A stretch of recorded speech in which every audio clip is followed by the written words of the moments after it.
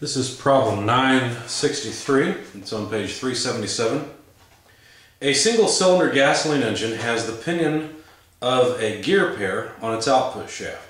The gear is attached to the shaft of a small cement mixer. The mixer requires 2.5 horsepower while rotating at approximately 75 RPM.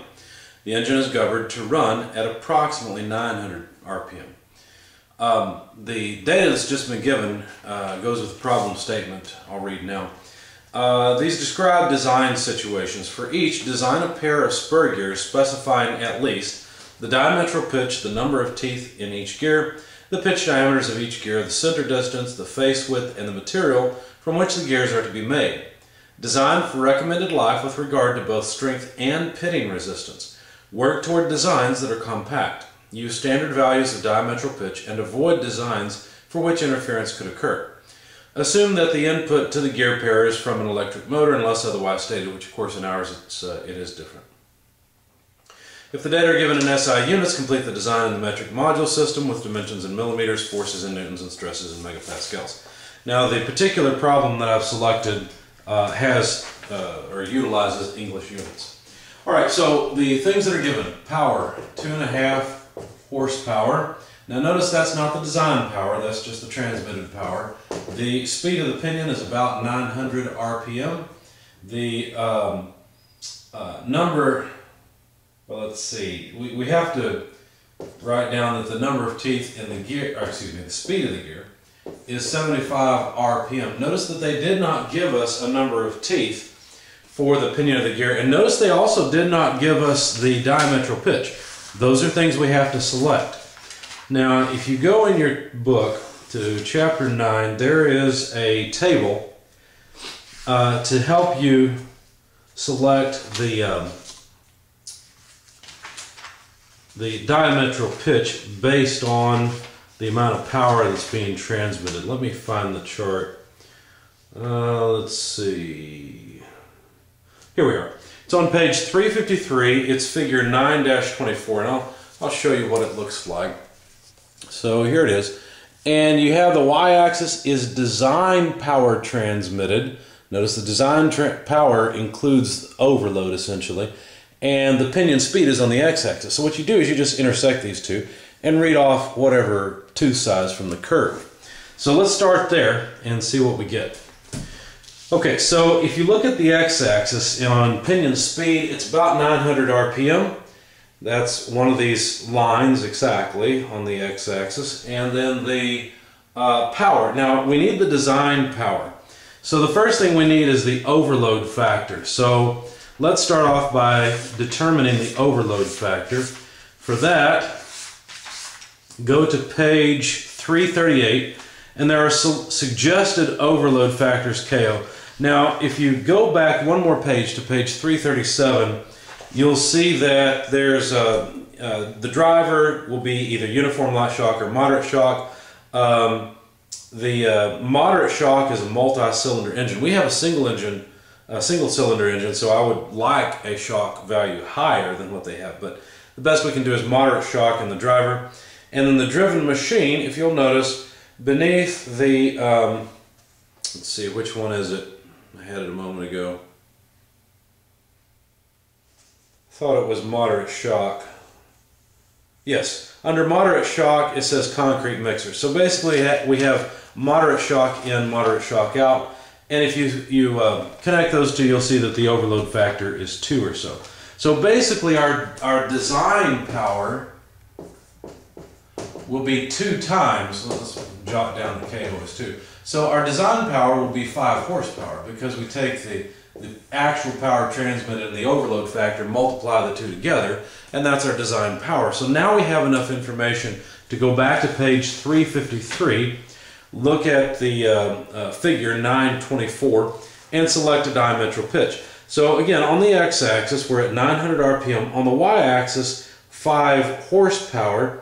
It looks like the curve intersects at a diametral pitch of 12.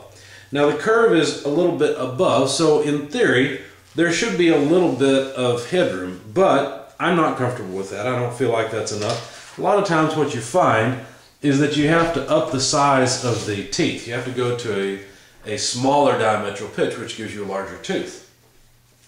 And since this is a design course, there are not right or wrong answers. What I'm going to do is I'm going to select a diametral pitch of 8. Now that's going to make the gears larger than if I had selected a smaller tooth, which in theory I could make work. But since this is a cement mixer application, I'm not so much worried about the power that's being transmitted and what that's going to do to the teeth. I'm not worried about that. I'm more concerned about how these teeth are going to wear, because if it's in a dirty environment, they're probably going to wear it. So I'd like to keep the load small. Now on this cement mixer, even though it's a small thing, it's probably going to be mounted on a barrel that's a decent size. And so that's going to give me plenty of room for a large size gear that I wouldn't have space for in a normal machine. So I went ahead and bumped the size up about 2 standard diametral pitches. So I went from 12, which the chart recommended, to 8. Now it's pretty common that if you use that chart, you'll end up having to go back and size the teeth up at least one step, one standard diametral pitch interval, which is about 2 inverse inches or so. Anyway, so I've selected 8, and that's a design decision. Now if I end up with a gear that's huge, obviously I'll have to go back and iterate. Okay. All right. Now, in order to keep these relatively small, now we could choose any number of teeth we want, except that if we choose too few teeth, we'll end up with undercutting. And so if you go back to chapter 8, you'll find a minimum tooth recommendation. Let's see, let me locate it quickly.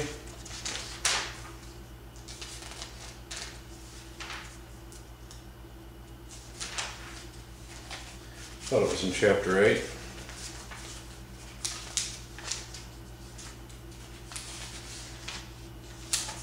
Yeah, it has to be here. Let's see. There we go. Page 287 in chapter 8, table 8-7. Okay, now we weren't told what angle of tooth we should select, and let me see what I did select. Of course, we're not going to go with 14.5 inch or 14.5 degree. What did I select? I think I chose 20 degree teeth. I don't see it in my notes.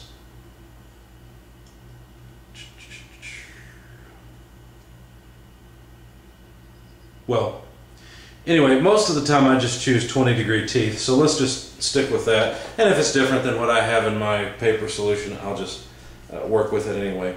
Alright, so maximum number of gear teeth and number of pinion teeth. So for 20 degree full depth pinion meshing with a gear, if I could have 13 teeth on the pinion, I would do it. But there's a certain minimum velocity ratio, basically 900 to 75, and I need at least that ratio. So if we try, let's try 18 teeth on the pinion.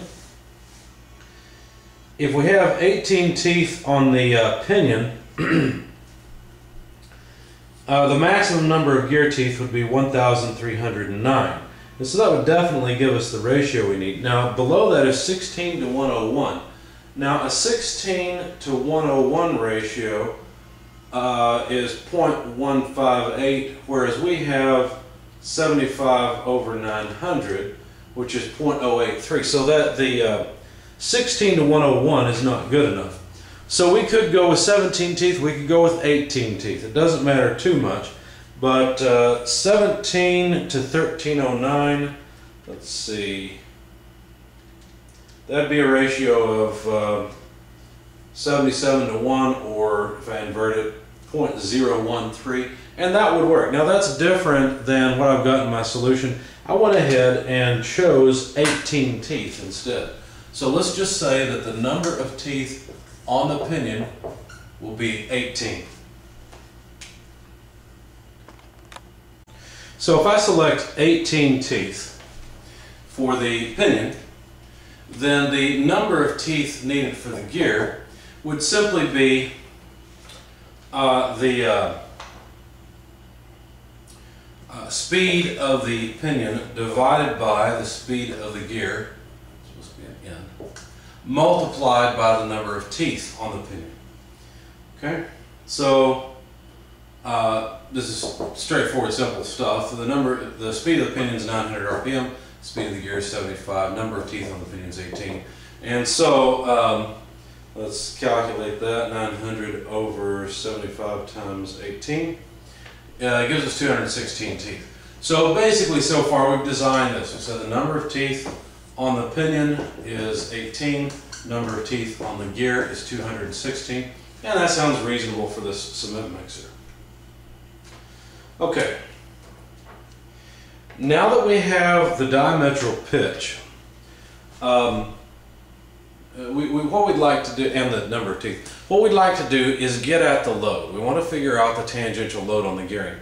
To do that, what we're going to do first of all is calculate a few things that we need. So for example, we may as well go ahead and grab the diameter of the pinion, the diameter of the gear, and both these are pretty straightforward. All we have to do is take the number of teeth on the pinion, for example, divide by the diametral pitch, which is 8 inverse inches, plug it into our calculators. When you do that, you'll find that the diameter of the gear, the diameter of the pinion, I'm just going to write it over here, is 2 1/4 inches, and the diameter of the gear, just do the same thing, 216 teeth divided by 8 inverse inches, and you'll find that the diameter of the gear is 27 inches. Now that's reasonable, that's a decent size, I mean that's over 2 feet, but if this is a cement mixer, I mean that's not an unreasonable size for this cement mixer, so I feel pretty good about the choices we've made so far.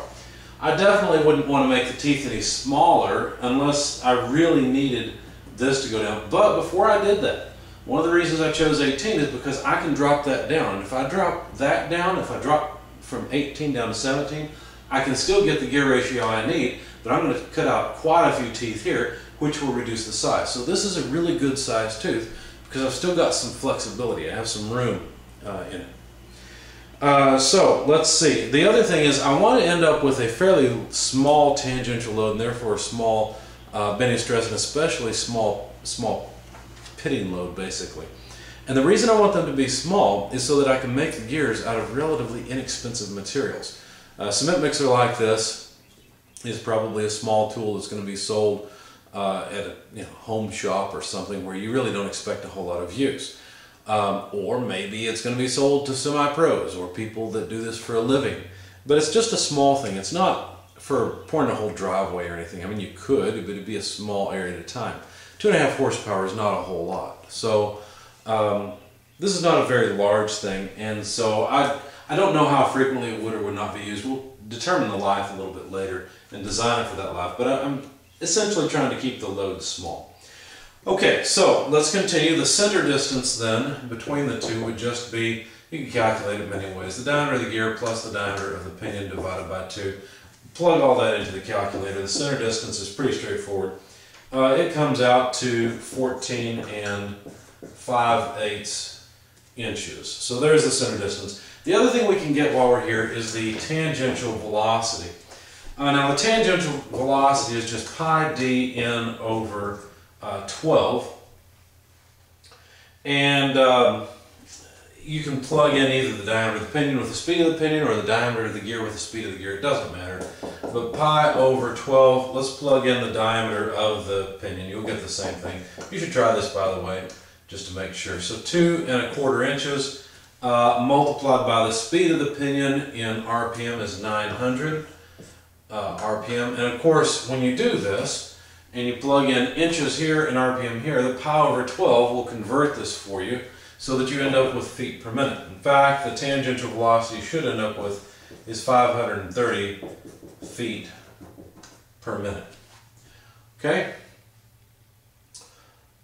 You know what, let me run that number and make sure I got that right. That doesn't look right to me.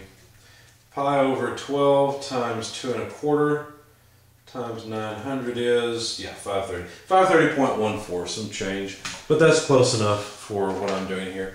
So that takes care of the tangential load, and now I can calculate the, that takes care of the tangential velocity. Now I can calculate the tangential load. The tangential load is pretty important. Let me erase some of this because we don't need all of this anymore. We've copied some of this down.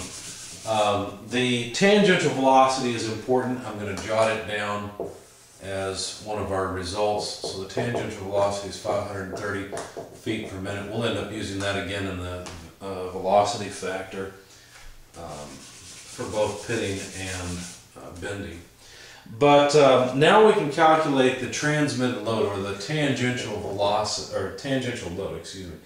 It's just 33,000 multiplied by the power transmitted divided by the tangential velocity. Now you may be a little bit confused about this because you wonder, is the power I plug in here the actual transmitted power or the design horsepower? Well, what you do is you plug in the transmitted power. We'll take care of modifying the load later by adding in an overload factor to it. So you don't want to add in this overload factor twice. So let's see, 33,000 multiplied by 2.5 divided by, and by the way this is horsepower, divided by the tangential velocity of 530 feet per minute.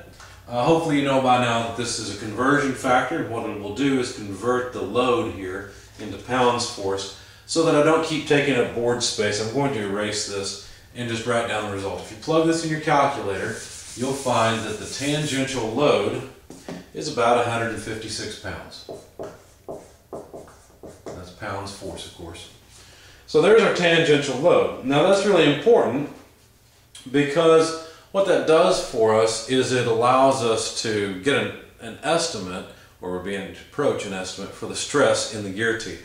We'll need that tangential load in both the bending stress and in the contact stress, and the pitting resistance. Okay, so let's work on this one step at a time and see what we get. We're going to need several things along the way, and so what I'm going to do is just go ahead and pick some things, a couple more things, so that I can work some of this out. Eventually, when I decide to go for the pitting resistance, I'm going to need CP, where CP is basically just a calculation based on the elastic moduli of the material that the gear and the pinion are made from. Now the elastic moduli, that calculation is actually in chapter 9, and there's a whole table for it. Let me find it quickly. Here it is, page 344. Now, at this point, again, I'm just going to go ahead and select pinion steel gears because I really don't have a reason for selecting anything else. Now, you can make an argument for selecting a cast iron gear and a steel pinion because the cast iron gear would be on the tub. That may be appropriate. Just for the sake of what we're doing here, I'm going to choose a steel, S-T-E-E-L, pinion and gear. Now what that does for me, I can't speak and spell at the same time. What that does for me is give me CP. Now CP, like I said, is on page 344. It's elastic coefficient basically, and it's a function of the Poisson's ratio and Young's modulus of the two materials that are running on each other, the gear and the pinion. And if you look, you'll see steel on steel. The number we need is 2300. And the units, I believe, are actually square root of pounds force per square inch. Although the book says that it's pounds force per square inch. We'll figure that out later. Let's see. Yeah, in the calculation, it would definitely come out as square root of pounds force per square inch. So you might make a note of that. That the units, it's a little confusing because it says modulus of elasticity EP in pounds per square inch. But what it's doing is it's talking about the elastic modulus of the material itself that the gear, for example, is made from and that the pinion is made from. So anyway, once you take those, but the results, what you read off from the table, has units of square root pounds force per square inch. Okay. I paused the video for a moment because I realized I made a mistake and I had to go back and look at it. I actually did go ahead and choose to use a steel pinion with a cast iron gear. And so if you look up the CP factor, it's 2100 instead of 2300. So I needed to look into that and make sure I intended to do that. So that is what I actually use. So let's just switch to that. That would make sense. So we're going to choose a steel pinion, but a cast iron gear. And that's where our CP will come from then. Okay, so let's see. The next thing to do, we can go for overload factors, or modifying factors. There's several things we can do. But there is a guideline. First of all, we don't know the face width. That's another thing we have to decide. But there is a guideline to determine the face width. And of course I just had it and I've lost it. But let me locate it again. It's in Chapter 9. And basically it's just a rule of thumb. It's something that should give you a so-called good face width. And I know it's here. It goes after the stress equation.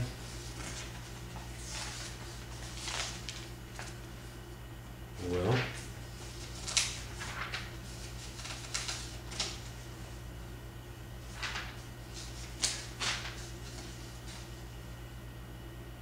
here we go. Page 351. There's a procedure for designing a safe and long-lasting gear drive. But equation 930 is the one we're looking for. And so the nominal face width is given there. And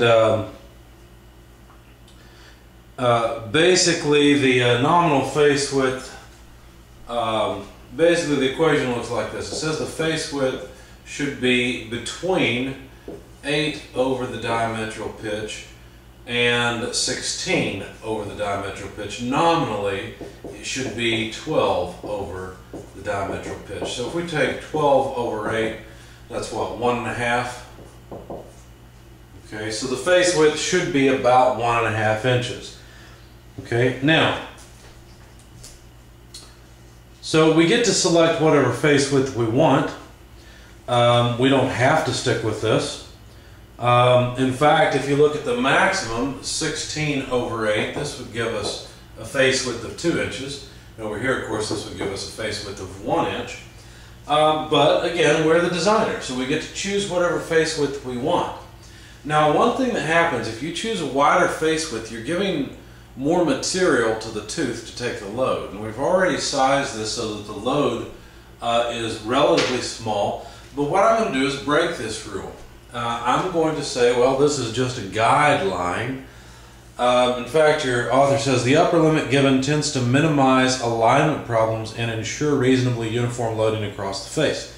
When the face width is less than the lower limit, it is probable that a more compact design can be achieved with a different pitch. Also, the face width normally is less than twice the pitch diameter of the pinion. So less than twice the pitch diameter of the pinion. The pitch diameter of the pinion is 2¼ inches. Twice that would be, what, 4.5 inches? I'm just going to choose 2.5 inches for the face width. It's not exactly within the guidelines, but it's fine.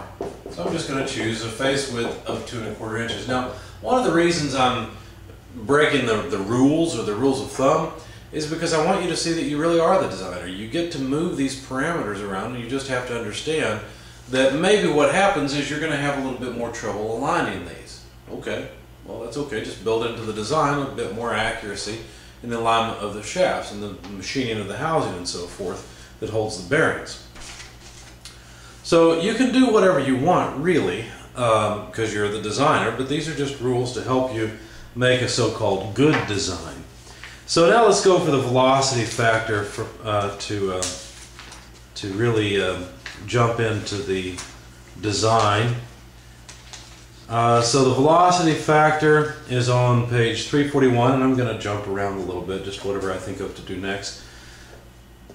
I thought of it because I've got the tangential velocity. So if you look on page 341, you'll see US customary units in the top, and our speed is about 500 RPM, or excuse me, 500 feet per minute or so. And so if we go up, we have to select a quality. What quality of gearing should we select? Well, if you go back to there's a chart that gives you recommended qualities based on the application of the gears. And if you go back, let me find a page for you. Here we are, page 330. You'll see several different quality numbers and applications given. Cement mixer drum drive is the first one, and they recommend an A11, which is not the most coarse, but it's a pretty, it's not a very, I don't mean coarse, but it's not a very high quality gear. And that's really what you would want. Basically what I've done here is I've provided a bit more face width available, so if some of the face wears a bit, there's still plenty of face to transmit the load. Also, the load is relatively small. So the quality of the gearing I'm going to select is A11 gearing. And that's pretty common when you're talking about something like this, where the accuracy is expected to be fairly low, or the application is pretty rough. So KV is equal to C over C plus root tangential velocity quantity to the negative B. Now we have to calculate C, and C depends on B. What are these things? Well, I'm on page 340 looking at table 9-9. And if I jump over again to page 341 and read it off the chart, it looks to me like I should get about 1.3 for the dynamic factor. Pardon me. So B will be 1/4 of the AV number, which is 11, less 5 to the 0.667 power. So let's calculate that number and see what we get. 6 to the power of 0.667, or 2/3 essentially, multiplied by 1/4 gives us B equals 0.825, well, let's do it this way, 260. That's close enough. I'll leave the number in my calculator and use it when I calculate C. C is equal to 50 plus 56 times 1 minus B. And so I'll give you a number for that in a moment. So let's take the difference there times 56 plus 50. So C came out to 59.745, and then finally we can calculate KV. Now notice that in this equation VT has to be in feet per minute. And that's what we've got, in fact. So anyway, so let's calculate KV. It should come out, as I said, close to 1.3, but let's see what happens. So let's see. Easiest way to do this is to take 1 over, or well, C over C plus the square root of 530 to the power of negative B, which is 0.826. Okay, so yeah, my calculator tells me that's 1.309 or so, if you want that many decimal places. So it's right at 1.3 for the velocity factor. Now we're going to run out of space pretty quickly, so what I'm going to do is start erasing some of our intermediate results that we don't need anymore and just writing in the overall result. So 1.309 will be our velocity factor. Alright, so what else? Well, we may as well go ahead and get the geometry factors as well. These are just spur gears, so if you go to page 336, you can look up the geometry factor for 20-degree spur gears, and we'll look at the upper figure. Now let's see, we chose a number of teeth on the pinion of 18. So if you look on the x-axis, if we're looking for the pinion's geometry factor, go to on the x-axis to 18, and then go up to the number of gear teeth in the gear, or the number of teeth in the gear. Now in our case we have 216 teeth. There's a line for 170 and a line for 1,000.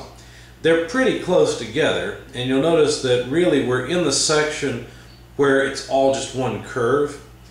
And so basically what we'll do is just read off the geometry factor. Let's see, let me verify the number I've written down before. looks like about 0.33. I guess I decided to be a little arrogant here, and I chose a geometry factor for the pinion of about 0.325. Now I said I didn't design that, I just read it off and thought, well, I can read it off that accurately.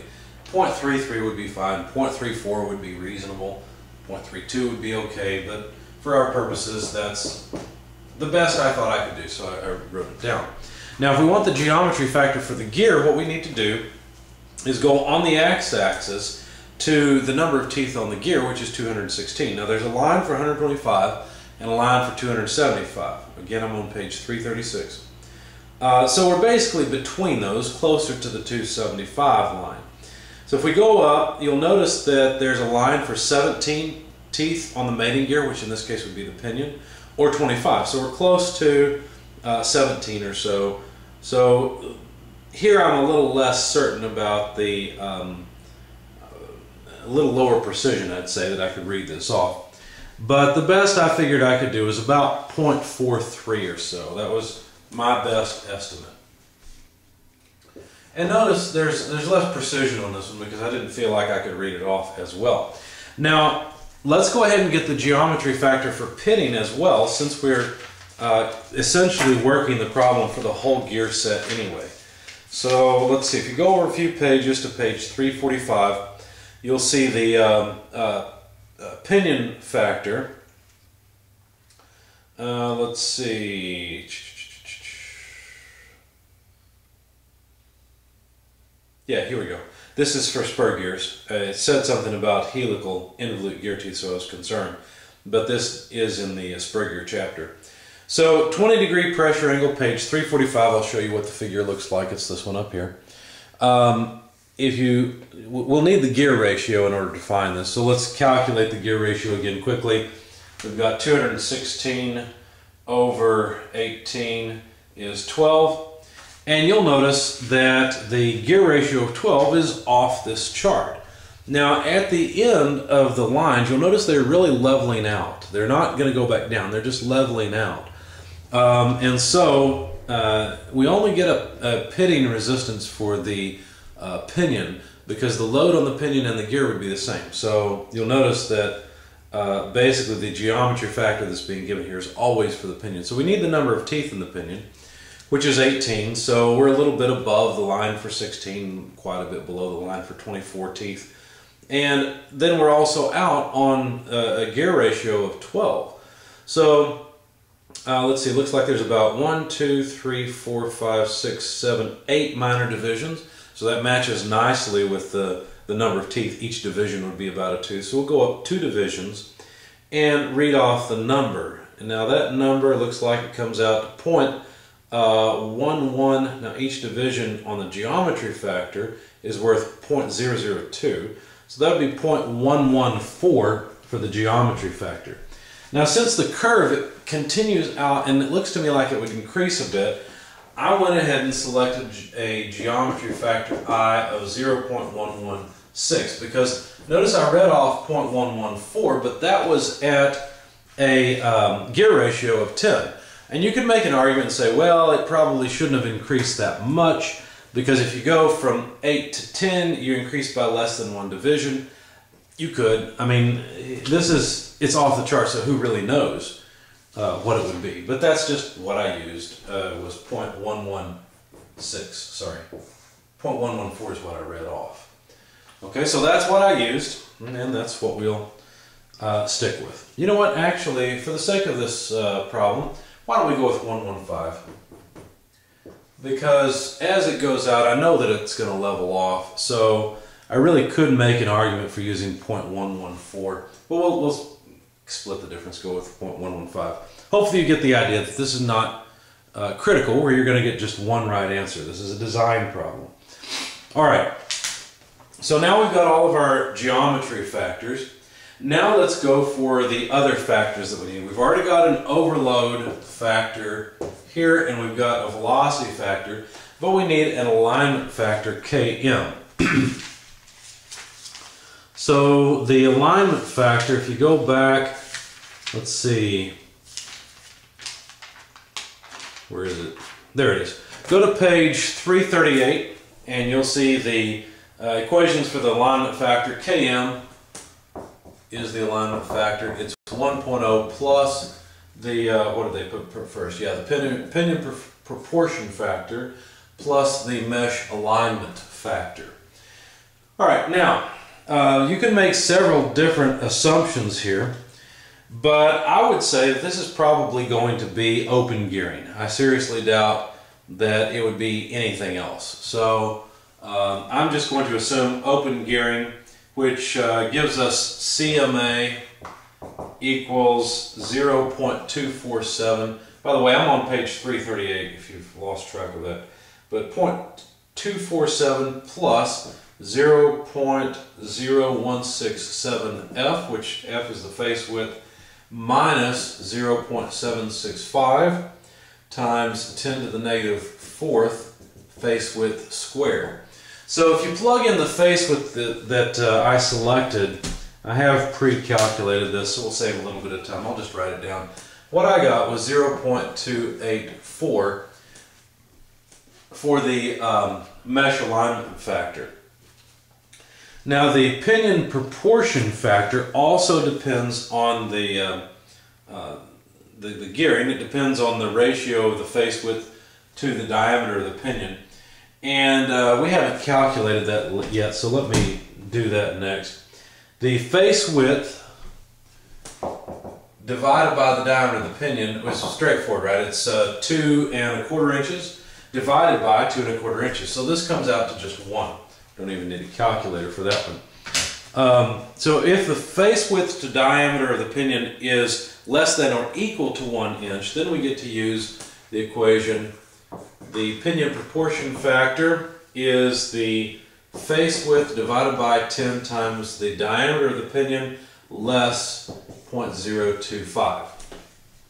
So if you plug that into your calculator, again, I pre-computed this. Looks like I got 0.091 for my result. Okay, so it's basically a tenth less 0.025. So, well, how did I get that? Let me double check that. Yeah.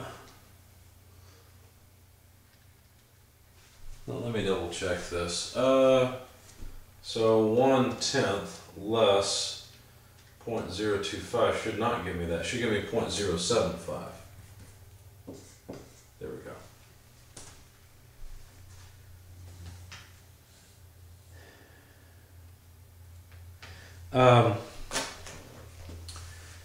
There's another equation that can be used that says when the face width is between 1 inch and 15 inches, or when it's equal to 1 inch and less than 15 inches, you can use another equation. I'll go ahead and demonstrate that one as well. But you should get the same result. Basically, these two equations coincide when F over dP is equal to 1. So let's find out and make sure that this works. Yeah, in fact, you can see that it works, but I'll prove it. So it begins the same way. Less 0.01, or excuse me, 0.0375 plus 0.0125 multiplied by F. Now, actually, I'm a little concerned that this may not come out. Let's find out. So let's see, the face width is 2.25 multiplied by 0.0125. Okay, less 0.0375. Yeah, plus basically a tenth. Yeah, that's where I got the other number, 0.091, rounded off. Those two should coincide. I'm a little concerned that they don't. Let me, because basically one's just the equation for one section of the graph and the other's the equation for the other. So let me go to the figure, figure 916. I'll show you what I'm talking about. The figure is here on page 338, and you can use the equations or you can use the figure. But I'm going to use the figure. The face width is 2 1/4 inches, so that's going to be halfway between 0 and 5. And then I'll go up to the F over dP ratio, which is 1, so to that curve. And then I should be able to read off the factor. And to me it looks like the 0.075 is correct. So I'm going to go with that because that looks more like what's on the figure. It does not look like it's 0.091. That would be very close to the division line. So that's the one I'm going to go for. I think there may be something missing in here. I think this should be over dp. Because then that ratio is 1, and what would happen is these two would basically just add up to that, right? Because you'd be essentially taking away 1/8 from 3/8, and you'd end up with 1/4. So I think that may be missing. I'll have to look into that, and I'll let you know in class whether or not that is missing in the equation here. Anyway, so finally we can get Km. Now, I used 0.091 when I pre-computed this, so we'll have to use the 0.075 instead and see what we come up with for our alignment factor. So Km is 1 plus the pinion proportion factor, 0.075, plus the mesh alignment factor, 0.284. So that gives me 1.359 or so for the alignment factor. Okay. The size factor. Now the size factor, if you go to page 338 again and look at Ks, the size factor, you'll see that if the diametral pitch is greater than or equal to 5, then you use a size factor of 1. We chose a diametral pitch of 8, and so our size factor would be 1. The other thing to select is the rim factor, but I'm just assuming that these gears are solid. Well, at least the pinion would be solid, the gear is not. Now, the gear, what I'm going to do, I want to set the rim factor equal to 1. So basically what that means is that I'm going to specify that the thickness of the rim should be equal to at least, so greater than or equal to 1.2 multiplied by the height of the tooth. Now the height of the tooth is h sub t. So that's just something I'm going to specify. So that way, what that will do is that will force KB to be 1, because basically the rim is thick enough that it won't deflect significantly when load is applied to the tooth. And it would make sense that the gear on this barrel, the cement barrel, would be a cast iron gear that has a rim on it, okay? Because you probably want to fit it over the barrel to attach it. But as long as I make this specification, then KB would be equal to 1. So let's go back to chapter 8, calculate the height of the tooth, given that I'm using a diametral pitch of 8. So go back to page 280, and the height of the tooth, HT, can be calculated. Let's see, it's a coarse pitch less than a diametral pitch of 20, and so it should be 2 1/4 over the diametral pitch is the height of the tooth. So the height of the tooth is 2 1/4 over the diametral pitch, so that's 2.25 over 8. And of course the diametral pitch has units of inverse inches. And so our height of the tooth will end up in inches. So 2.25 over 8 gives me a tooth height of 0.28125. Now notice I have to multiply that by 1.2 in order to specify the minimum rim thickness. So the minimum rim thickness that I'm going to specify is TR greater than or equal to 0.3375 inches. And that way KB will be equal to 1. Okay. Again, I'm going to conserve some space and erase the intermediate results. Alright, so we found enough information now that we can get the estimate for stress, or for bending stress at least. So let's go ahead and do that. And the equation is basically like this. The bending stress is tangential load multiplied by diametral pitch divided by face width divided by geometry factor times overload factor, size factor, rim factor, velocity factor, and the alignment factor. So I don't remember the equation. I just have it memorized. I don't remember where it's at. You can find it, but you should probably write this down in an equation sheet. So we have the tangential load, 156 pounds. The diametral pitch is 8 inverse inches. Face width we specified, geometry factor we found, all these factors we found. So I'm just going to go ahead and calculate the load on the pinion first of all. So basically I'm going to use the geometry factor for the pinion, and then I'll do the same thing for the gear, and we'll just leave the results here on the board. Alright, so 156 pounds first of all, multiplied by 8, divided by 2.25, and I'm going to leave the geometry factor for last, multiplied by the overload factor, let's see, that was 2, multiplied by the size factor, and the rim factor are both 1, so I won't bother typing them in, multiplied by the velocity factor, 1.309, and then finally multiplied by the alignment factor, Km, which is 1.359. Okay? Alright, so for the pinion, I get, oh, I forgot to divide by the geometry factor. So next let's divide by 0.325 for the pinion. There we go. So 6,072 pounds force is the estimate for the bending stress in the pinion. For the gear, let's see, times 0.325 divided by 0.43 equals 4,589 or so. What am I doing? This is PSI. This is not pounds force. Now, if you're familiar with gearing, you'll notice these numbers are pretty small. These are not very large numbers. It's not uncommon to have a 10,000 PSI load. Obviously, you wouldn't want to get your finger stuck between these two because they'll be destroyed. But for a gear tooth, that's a fairly low stress, and that's not really a surprise. That's kind of what we were going for, with more teeth and larger teeth. But this is still, it seems like a reasonable design. Now let's find out if the contact stresses or the pitting resistance is acceptable. So the equation for the contact stresses looks like this. Let's get rid of the bending stress because we've got the numbers for those. So SC, we only get one number here because we're just going to deal with the pinion.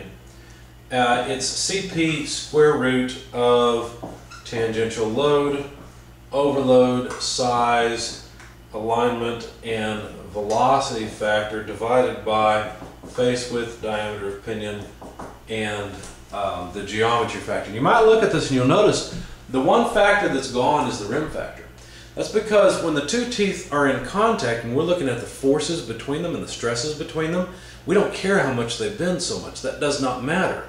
So the rim factor does not matter for the contact stresses. Anyway, we have all of this stuff. So basically, CP is going to be, let's see, where is it? We had it, 2,100.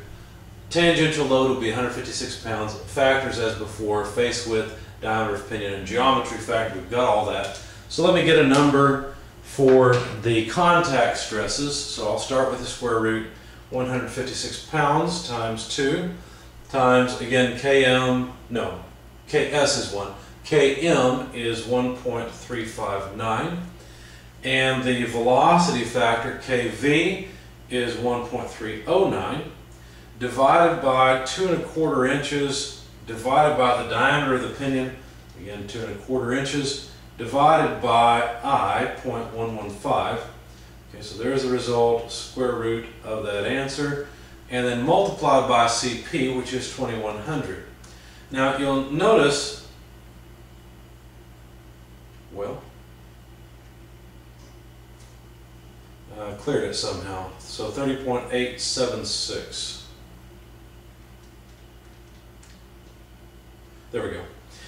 All right, now you'll notice that the units here are pounds force per square inch, but then we have the square root. So it makes sense that CP has units of square root pounds force per square inch, so that the contact stress comes out in PSI.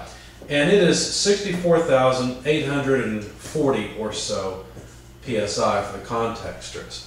Now again, this is a fairly low stress. This is not terribly high. But that's a good thing because that's what I was going for. That's what I was trying to do. But we're still not at a point where we can select materials. So let's start working on selecting materials. Now, we need to figure out how much life there's going to be in this thing. So we have to decide how long this thing should last. So we will go to a table in Chapter 9. Here it is. Table 9-12. It's on page 344. It's at the bottom right-hand side of the page. There's domestic appliances, aircraft engines, so on and so forth. Elevators, industrial fans, multi-purpose gearing, agricultural equipment. I would not consider this agricultural equipment, but on the other hand, I probably am not going to consider it an industrial general use machine. I don't really think that this thing is going to be used all that frequently. Even if someone is a weekend warrior, they're definitely not going to use it very often. But even if someone's a contractor, which this would be a contractor for to take on site basically and use, for small jobs. So I don't think this is something that would be used all the time. So I selected a life of 8,000 hours. Okay, now that life is at the low end of the section elevators, industrial fans, multi-purpose gearing. And so that's where I got that number from. So now we can try and figure out how many cycles we expect the gear and the pinion to see. So the number of cycles on the pinion would be 60 times the speed of the pinion. Let's see, I've lost my equation. There's some other stuff that goes in here. Here we go. Multiplied by, of course, the life, multiplied by Q, where Q is the number of tooth stresses per revolution. In our case, this is just one. It's pretty common that that's one. The only time when it isn't is when you're talking about an idler gear or a gear that meshes with multiple gears around its circumference. Anyway, so if you plug in the numbers here, 8,000 hours, speed of the pinion is, wherever it is, there it is, 900 RPM. You'll find that the life,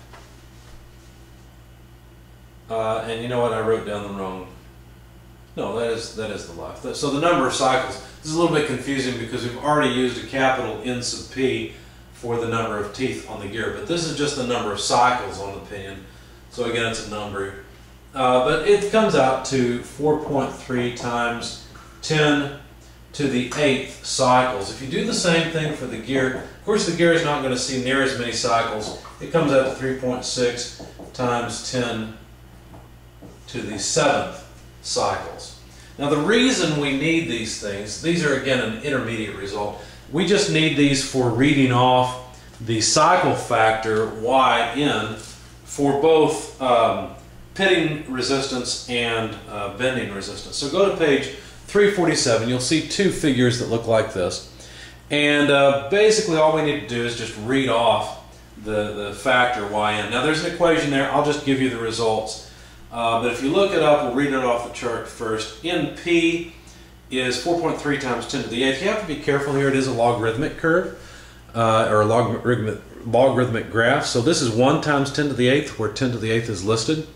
Beyond that, we want 4.3. So you got to count over 1, 2, 3, 4, beginning at 10 to the 8th, in order to read off the cycle factor. Now it looks like it's going to be above 0.95. And in fact, when I calculated it with the equation there, what you find is that the cycle factor Y sub N for the pinion it did come out to 0.95 exactly. If you do the same thing for the gear, plug in 3.6 times 10 to the 7, then you're still on the right-hand side of that figure, and you can read off the cycle factor for bending for the gear, and that comes out to 0.99. While we're right here, let's go ahead and get the cycle factor for pitting resistance. So both again are in the right-hand side, and you'll notice there's an equation for Zn, and you should try using this equation. Again, on the same page, 347, but try using the equation on the lower chart to come up with the cycle factors for the pinion and the gear. If I did this right, which I think I did, for the pinion, I came up with 0.92, and for the gear, I came up with 0.97. Understand that these Y's go with the bending stress estimates, whereas the Z's are going to go with the contact stress estimates when we're choosing our materials. Okay, so now we have the cycle factors for pitting and for bending. The other thing we may want to consider is a reliability factor and a safety factor. Now, for this particular problem, since we've taken so much into account, we're just going to set the safety factor and reliability factor at 1. Now, we've got the bending stress estimate for the pinion and gear, the contact stress estimate for the pinion, and it's the same for the gear. So basically everything else is not all that important. So we're going to get rid of all this and give ourselves a little bit of space. But the next thing, really let me back up. The cycle factors are really for modifying material properties. And so what we usually do is we say the allowable bending stress multiplied by let's see, I'm trying to think how it goes because I'm used to using it opposite. Here we are. Page 346. Basically what you normally do is you modify the material properties. So for example, if you look up a material, you'll see that the material can take a certain amount of stress. And normally what you would do is you would modify the number you get from the book that is a material property that says how much stress the material can take in bending, for example, by the cycle factor, the safety factor, and the reliability factor. Now, of course, we've set the safety factor and reliability factor to 1, but we still have the cycle factor. Now, the problem is, if we go to the back of the book or anywhere in the chapter and look up properties for the materials, for the bending stress that's allowed, the problem we'll end up with is that we've got to multiply that stress by the cycle factor to make sure that it is greater than the bending stress estimate. Now we can talk about the pinion or the gear, but you get the idea. This is inconvenient because we'd have to look up a material, multiply it by yn, go, oh, it's not big enough, it's not bigger than the bending stress, we've got a problem. We have to find another material. It's much easier to just rearrange this and say, let's look for a material that is greater than, basically we'll just rearrange this equation, right? Safety factor times reliability factor divided by the cycle factor. So that's much easier, so we don't have to iterate. And you'll notice that that is, let's see, where did your author put that? He put it on page 348, essentially. And he calls it required SAT, and he does the same thing for the compression as he did for the bending. So look at equations 928 and 929 on 348. That's really how we're going to use these material properties. So what you really need to understand is these things really are to modify the material, but we're going to invert the equation, basically put them on the other side and modify the stress estimate.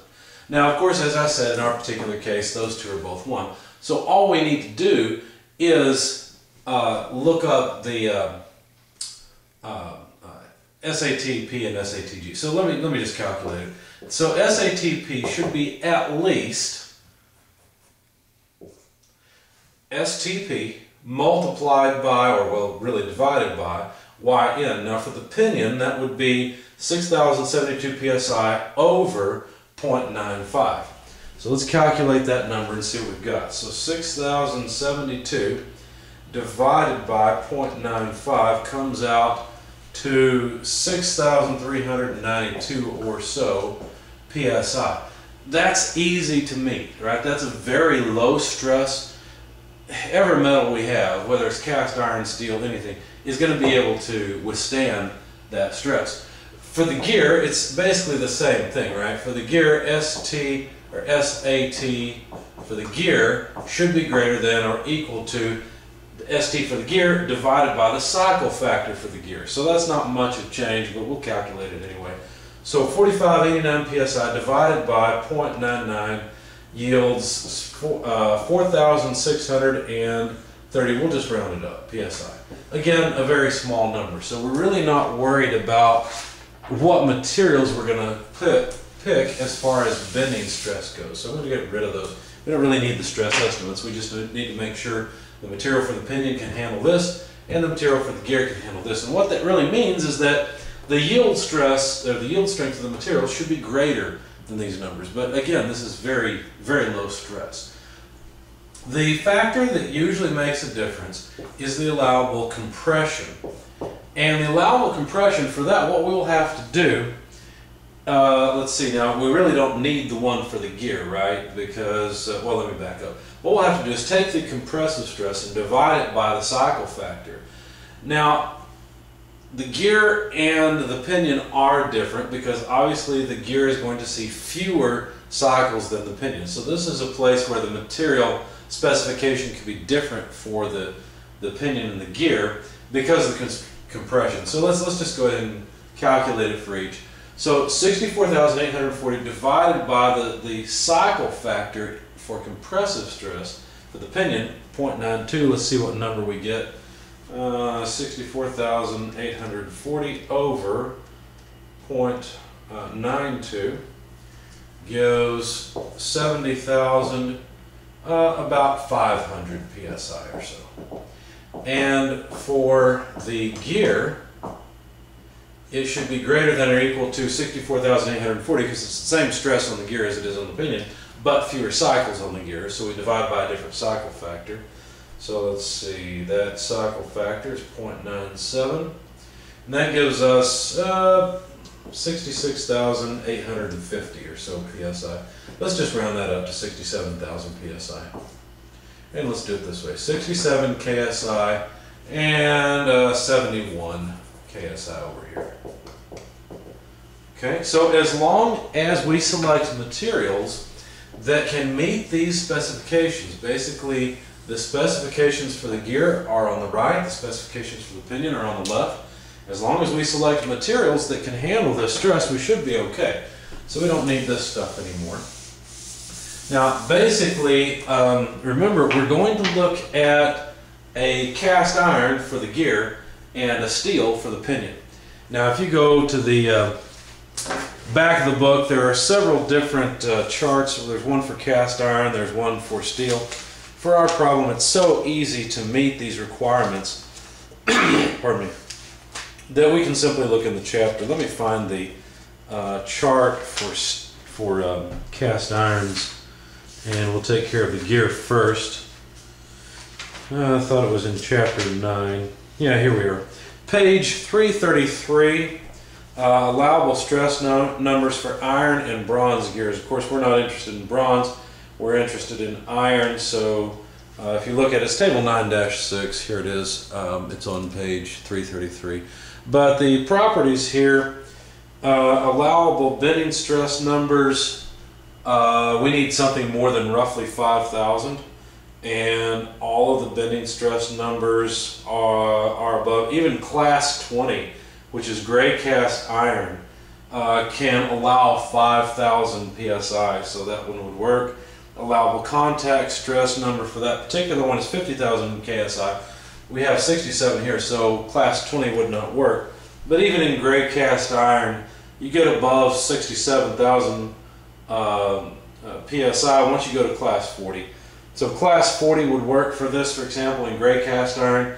In ductile or nodular iron, let's see, the numbers are immediately above our requirements. We can have 22,000 psi for the bending stress, actually 77 ksi for the contact stress.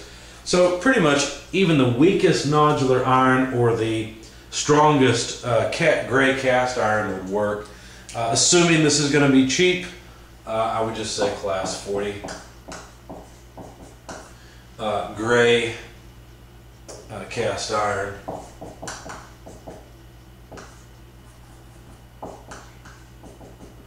Now, of course, this is a very brittle material, and so you may not want to specify that. If you think about it, you could end up with significant stress between the two, so much that you could, at times, exceed this number.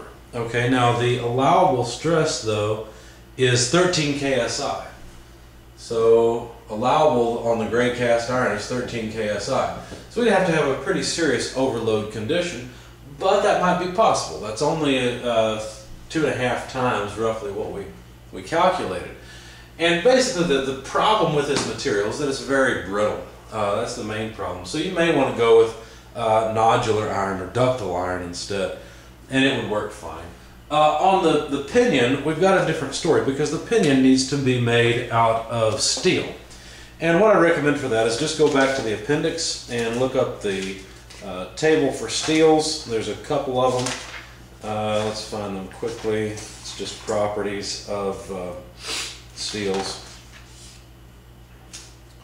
So there's aluminum, so we're almost there. Cast iron, stainless steels, properties of carburized steels. There we go. All right, page 725 and 726. Now, once again, it's going to be pretty easy to meet these specifications. And so basically what I'll do is I'll compare this number to the yield strength. All of the yield strengths are going to be well above 6,000 psi or so. In fact, the lowest one I see just as with a cursory glance is 30,000 psi. That's 1020 hot rolled, which is a pretty weak steel. 71 KSI.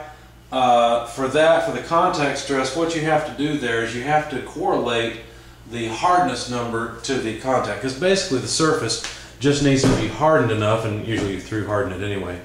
The surface has to be hard enough in order to resist the contact stresses. So if you go to page 332, look at the figure at the bottom, figure 912. And there's a correlation here where it says allowable contact stress number on the y-axis. If you look up 71 KSI, you'll notice it's not even on the chart. It's 75 is the lowest it goes to. And so if you read off the lowest point on grade 1, looks like you'd need a hardness of, let's see, 150 plus 3 divisions. Each division is 10, so 180 on the Brownell hardness HB scale. And obviously, since the lowest point it's going to be easy to reach. Basically, you could use pretty much any of these. I might recommend say 1040 hot rolled, because it can have up to 42,000 psi for its yield strength, and its Brownell hardness 144 is what it can reach. And like I said, that curve ends, I just read off the end point at 180, but I mean it would be less because we're off the chart. And so it really doesn't matter too much what you specify here, and that's the beauty of this design. Remember that to get this low stress, what I ended up doing at the very beginning was setting the diametral pitch to a fairly large tooth, which is a small number, and that's why it was so easy to select a material. A lot of times what you'll find when you're trying to design a gear set is that you end up having to use exotic materials, and the reason for that is the gear set is really just too small. If you make it larger by making the diametral pitch larger, you can change the design and the stresses very quickly, very easily. So the diametral pitch is probably the most important parameter in gear design. But remember, I have extra room here, if you will, because I made the face width so wide. Should I go back and specify 2 1/4 inches and go back and assume I only have, say, 2 inches of face width? Maybe, because who knows that the alignment's going to be well enough to actually use the face width. But that was supposed to be taken care of in the alignment factor. So you can make an argument either way.